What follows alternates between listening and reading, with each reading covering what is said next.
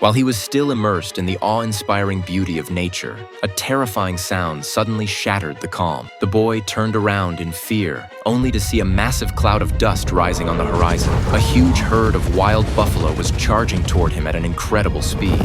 Faced with such a dense stampede, even the strongest lion would retreat. There was no place to hide on the vast grassland, so he could only cover his ears and brace for the worst. But strangely, the buffalo didn't trample over him. Instead, they split and ran around him on both sides. It was only then that he realized the leader of the herd was using its own body to shield him. Not until the entire herd had passed did the buffalo leader finally walk away, seemingly satisfied that he was safe. It was at this moment the boy began to realize he wasn't ordinary. He had the ability to communicate with animals, and his physical abilities far surpassed those of a normal person. With just a slight effort, he could shoot a rain of arrows over 100 meters. His speed rivaled that of a cheetah. He could instantly catch up to a sprinting stag, and his explosive power was terrifying. Just a tap of his toe and he could launch himself into the air. His hearing grew more acute by the day, to the point where he could distinguish the number of water droplets in a canyon stream. Suddenly, a gunshot echoed through the valley. He scrambled up a towering tree, nearly 100 miles tall, and with just a slight squint of his eyes, he could clearly see two poachers 1,000 miles away. The boy raced over to stop them,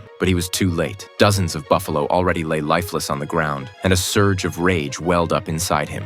Before he could act, the poachers approached him instead. They threatened him, telling him to leave immediately. But those words triggered something deep and primal within him. The boy picked up a knife from the ground and, like a wild beast, leapt onto them. The two poachers were no match for his iron fists. He looked over at another group of poachers in the distance, then back down at the fallen buffalo.